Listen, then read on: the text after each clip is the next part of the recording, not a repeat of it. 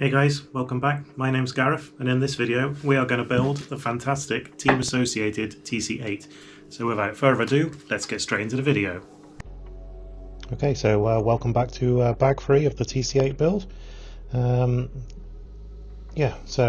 bag 1 we built the wishbones, bulkheads, those kind of things. Bag 2 we put together the diffs, top caps, and put together the spur and the centre lay shaft there, so now we've got belts on. The car's starting to resemble a car now. When I got to this part of the taking those parts off the tree there, I thought, what were those little circles there? And didn't really twig what they were. I thought they were just part of the moulding that were just left behind. I didn't think too much about those, but they'll come to light later in the build. But so in this build you get 12 hubs in total, because you can run a 0, a +1 and a +2 hub. Because of the way that the pillow balls work, if you want to change the inverted commas axle height, you have to change the whole hub. You can't just add a shim underneath like previously on an X4 or other cars that run with that kind of hub design. So because you've got the pillow balls, you have to change your entire hub, which changes the distance between the pivot point and the axle there. So the kit calls for the +1s, which are the middle of the three options. Now if you're keen-eyed, you'll notice that I've just gone straight to step 3. This wasn't intentional. I didn't do this on purpose. It was just sort of like, oh, here are a load of drive shafts, I'll get those built. Not without looking at the instructions, seeing as I've built hundreds of drive shafts in the past. So I kind of just get straight on with building drive shafts and not actually looking what the manual says I should be doing first, which is building those hubs. But we'll build these up. They're pretty similar to all the other drive shafts that come on touring cars these days. One of the things that you need to make sure you do, I've seen it online a couple of times, is get this pin that I'm fitting now through the smaller hole. There's a couple of guys have said on Facebook that have posted that their drive shafts are binding up, and it's because they're putting the pin through the larger hole. If it didn't have those DCV tubes that you can see in the instructions above, you wouldn't be able to do that, because there'd be a grub screw that holds the tiny little pins into the barrels, but because we don't have those, I guess it's left available to construct those wrong. But as per the instructions there, you need to make sure that the cross pins are on the same plane, is that correct? So that they're on the same side.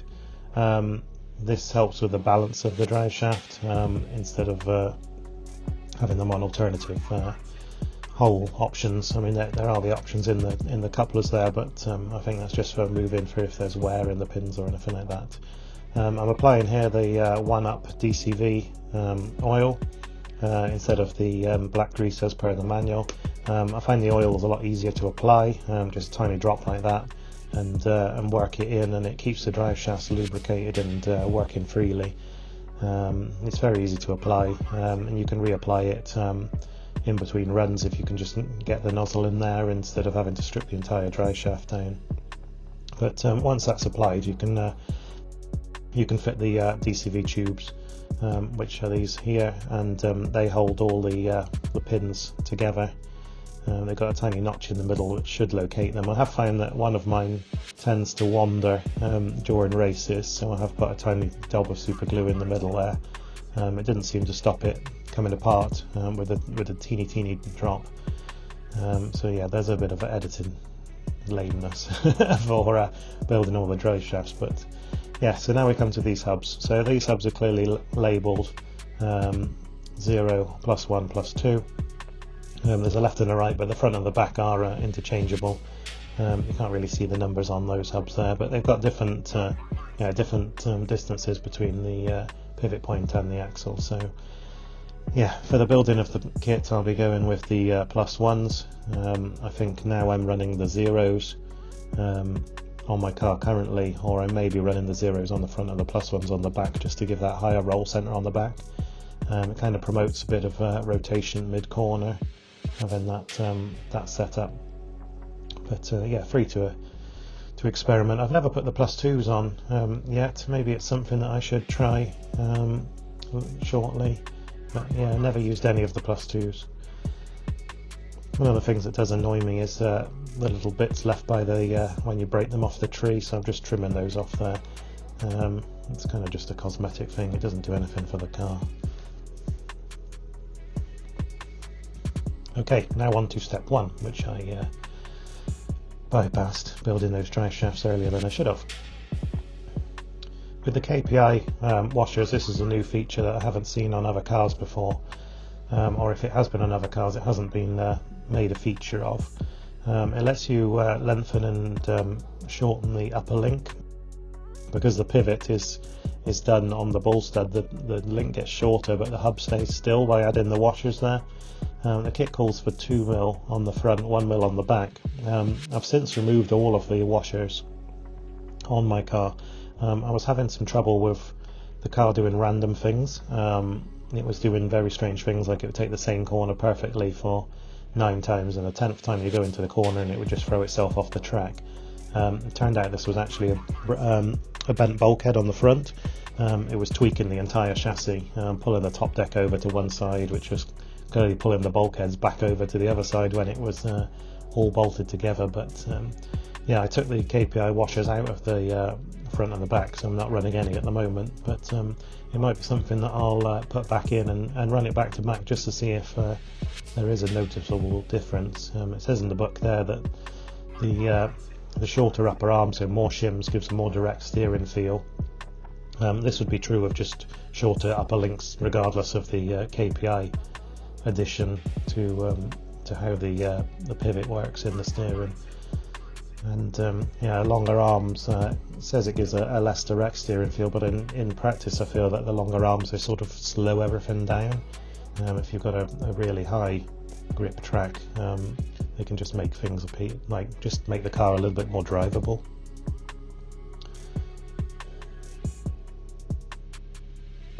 Okay, so the next thing to do is to mount the steering block ball stud mounts to the hubs. They do have a direction of in and out, so you need to make sure you get them the right way around. I don't think they'll go on the wrong way. They might do with a lot of washers there, but with the 2mm that the kit calls for, it's I don't think you'll get those on the wrong way around.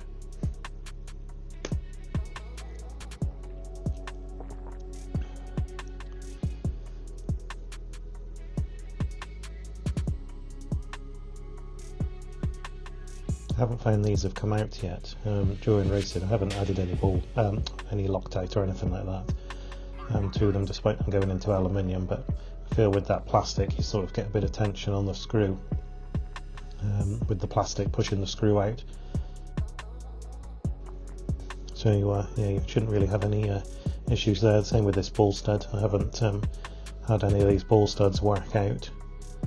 But if you feel if you're running outdoors and there's additional vibrations, then perhaps a tiny dab of Loctite will help there.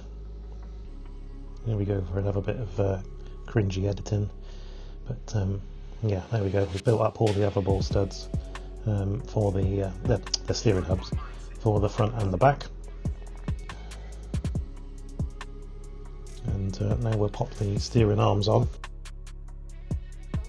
There is an optional steering arm, factory team optional 1mm steering arm. This changes the Ackerman, so it gives you more Ackerman compared to the stock steering arms that come in the box.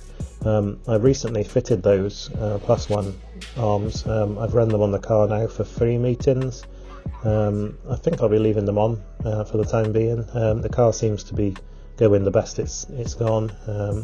Recently managed to get sneak it into the back of the A final at Newark on a Friday night. It was against a tough field of drivers. There was many people saying they weren't sure if they were going to even make the B final with the list of drivers that were in the meeting. But yeah, I've left those +1 steering arms on for the time being.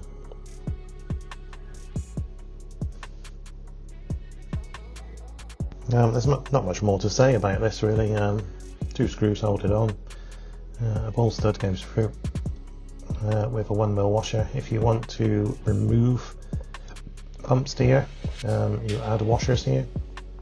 I think I have added a mil here, perhaps I'd have to confirm with the car, just to take a little bit of snap or additional steering mid-corner out of the car. Just sort of calmed it down really, but yeah, that's how you adjust the bump steer. Again, with the metal to metal, I mean, a dab of thread lock wouldn't be a bad idea here, but again, I haven't had one come undone yet.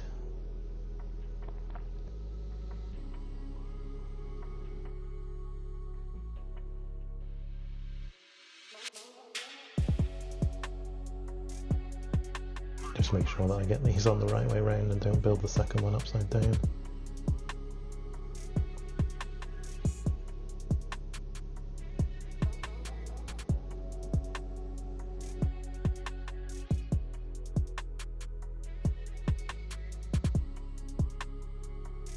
Okay, do that up tight, not too tight, obviously it's into plastic, so we don't want to strip the hub out. I've found that every time I've broken a hub, it does break that tiny little bit off that we're screwing into there. It usually snaps the steering arm off the hub. The hub stays in one piece, so your bearings and your drive shafts don't fly off anywhere, but yeah, it does seem to snap those steering arms off. I think I've done a couple on the back mainly, just where you've swung out in the middle of a corner and just bonked the side of the track marker there. So it's important to get that crush tube in the middle of the 2 bearings. That will make sure that your bearings don't bind when you tighten everything up. There's 2 ways of actually adjusting the track on this car. You can fit wider hexes, so it comes with a 4mm hex in the box, as you can see there. But they're the same hexes as on the off-road cars, and you can get a 7mm hex for those. So yeah, 5, 6, 7. 7mm might not leave you a lot to screw the wheel on with, but yeah, there are the options in the Team Associated catalogue. Another way you can widen the track, obviously this is going to change the scrub angle of the wheel, but you can add additional washers in where the hub bolts onto the pillow ball stud, and then lengthen your arm and your steering arms, and that will widen your track. I make a mistake here. This is my first pillow ball car that I'm building, and I haven't noticed that the ball stud I'm trying to fit in there is just your normal general ball stud. It's not a pillow ball stud, so the pillow ball ones don't have a collar on them. So you can see now I've done that up and there's no steering. So now I'm going to try and work out what I've done wrong. Thinking maybe does that clip in from behind, although it does show in the manual that it goes straight through. Yeah, this has really puzzled me why I can't get that ball stud in. And then it dawns on me.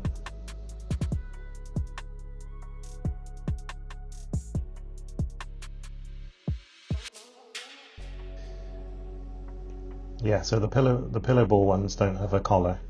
And then they go straight through the hub, just like that. As you can see in the manual, there's titanium options for all of these ball studs and the pillow ball ones. If you want to save a few grams here and there, this would obviously be of unsprung weight because it's part of the suspension arms.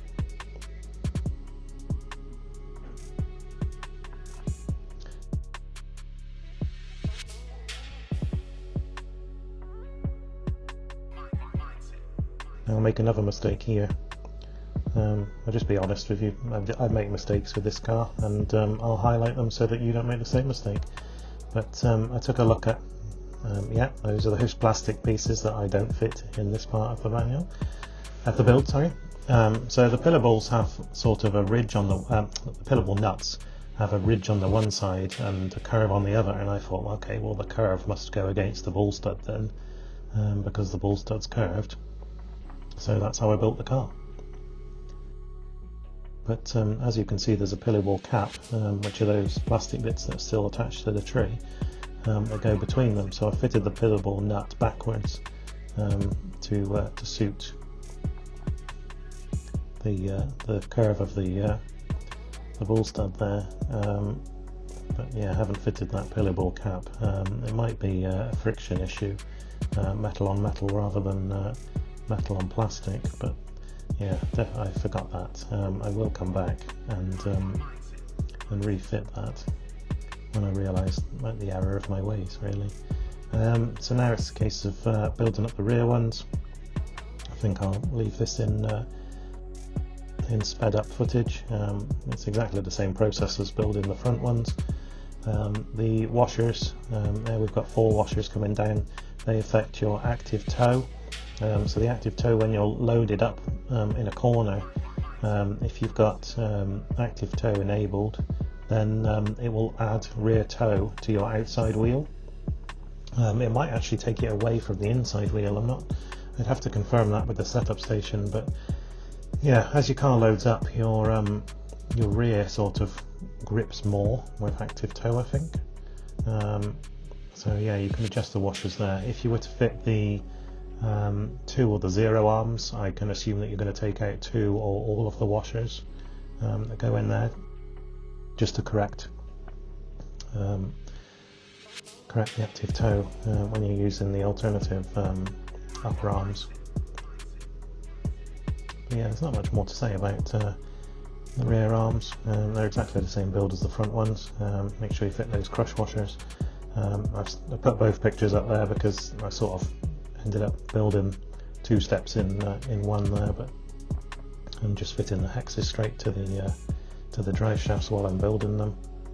Crush washer going in the middle, and then the standard 4mm hexes. I've still got the 4mm hexes on now. There's a set of 5mm hexes in the box should I want to try those.